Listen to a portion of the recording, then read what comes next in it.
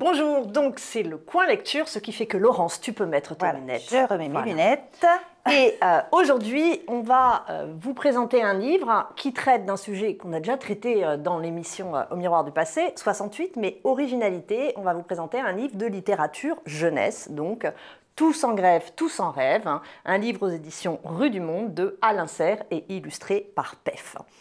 Alors, Alain Serre, c'est un auteur de littérature jeunesse, mais aussi c'est quelqu'un qui, en 1996, a créé les éditions Rue du Monde afin de proposer aux enfants, comme il le dit lui-même, des livres qui leur permettent d'interroger et d'imaginer le monde. C'est une petite maison indépendante, mais ça fait plus de 20 ans qu'elle tient. Sa ligne éditoriale, hein, elle est assumée comme militante. Hein, il dit que c'est des livres qui gratouillent et qui chatouillent. Hein.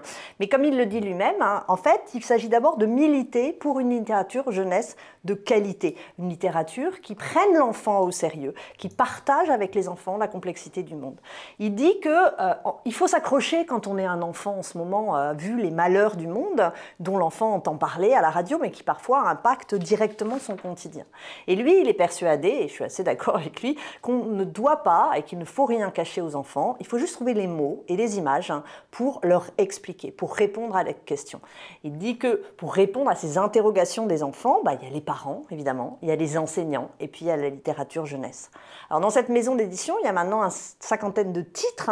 Et il y a de tout, hein. On en voit pas mal qui s'affichent là, mais il y a des livres sur Guernica, sur Hiroshima, donc on aborde des sujets assez difficiles, hein. Les droits de l'enfant, le racisme, la biodiversité, Mandela. Et il y a de très belles collections d'histoires aussi, avec en auteur souvent Didier Dadinx, comme par exemple un très beau « Papa, pourquoi tu as voté Hitler ?» une série sur la Seconde Guerre mondiale, un livre sur la Commune, hein, Louise du temps des cerises, et un très beau livre sur la France coloniale, hein, qui s'appelle évidemment Nos ancêtres, les Pygmées. Eh oui. Au lendemain d'ailleurs des attentats de novembre, Alain Serre avait pensé qu'il fallait un livre pour les enfants, il fallait éclaircir le tumulte des infos et donner, ce qu'il dit, la réponse du poète. C'est J'atteste, hein, qui a été écrit par le poète marocain Abdellatif Lahabi, mais je vous propose d'écouter juste un tout petit peu Alain Serre qui en parle et qui montre ce livre. J'atteste.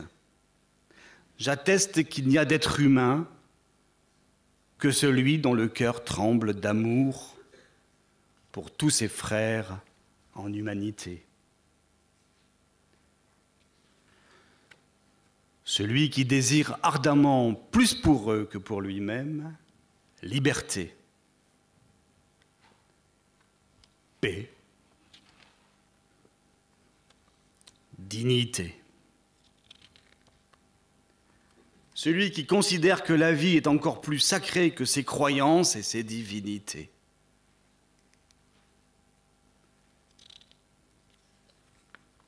J'atteste qu'il n'y a d'être humain que celui qui combat sans relâche la haine en lui et autour de lui.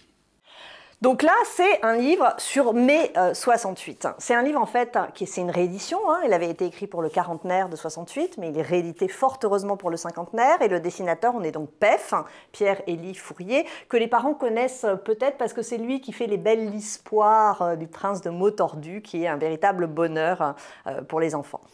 Alors, qu'est-ce que ça raconte? Ça part du point de vue d'un jeune ado de 12 ans, il s'appelle Martin, il est dans une famille ouvrière, son papa est cheminot.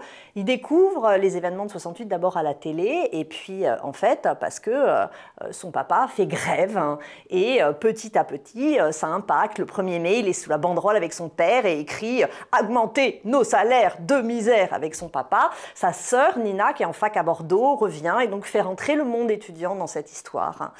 Alors, la grève les oblige à se restreindre, on mange des œufs et du lard, il doit renoncer à son cadeau d'anniversaire, mais il est content de renoncer à son cadeau d'anniversaire, les parents discutent, les voisins discutent, ça s'engueule, grève, pas grève, De Gaulle a raison, De Gaulle a tort, etc.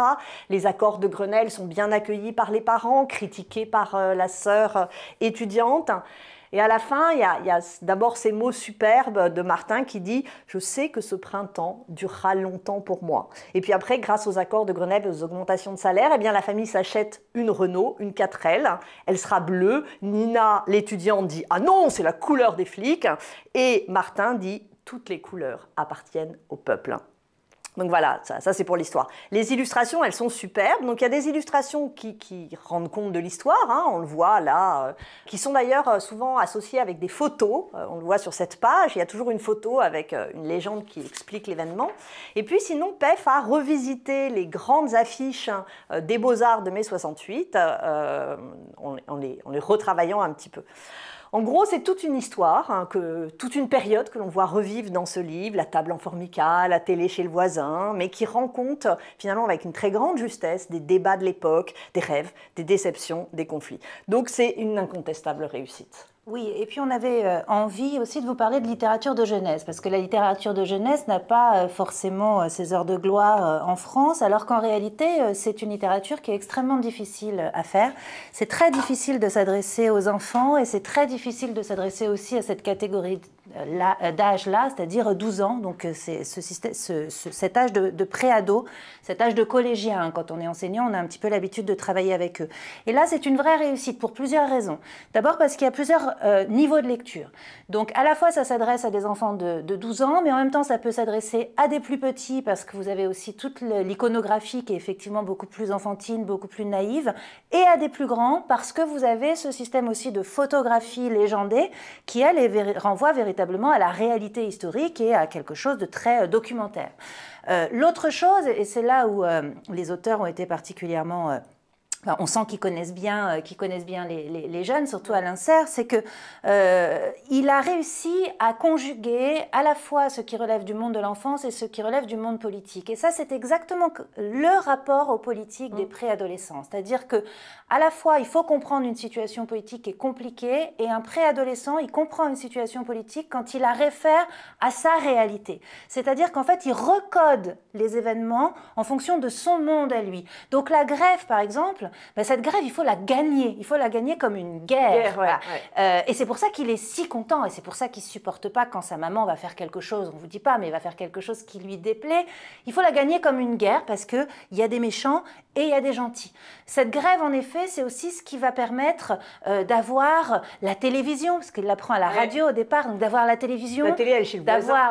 D'avoir effectivement la 4L, hein, donc la voiture, donc là encore, hein, ce côté un petit peu le rêve. Et puis c'est aussi la découverte des premières histoires d'amour. Il ne comprend pas pourquoi Nina, elle revient quand même avec un petit copain. Ouais. Et on est en 68. J'ai pas tout raconté. Voilà, c'est quand même aussi toute la question de la, entre guillemets, la future libération sexuelle. Et puis c'est la façon aussi dont les enfants parlent des événements politiques. Et là, il y a un moment qui est particulièrement savoureux lorsqu'il discute avec son copain, dont on comprend que la famille est totalement opposée à la grève.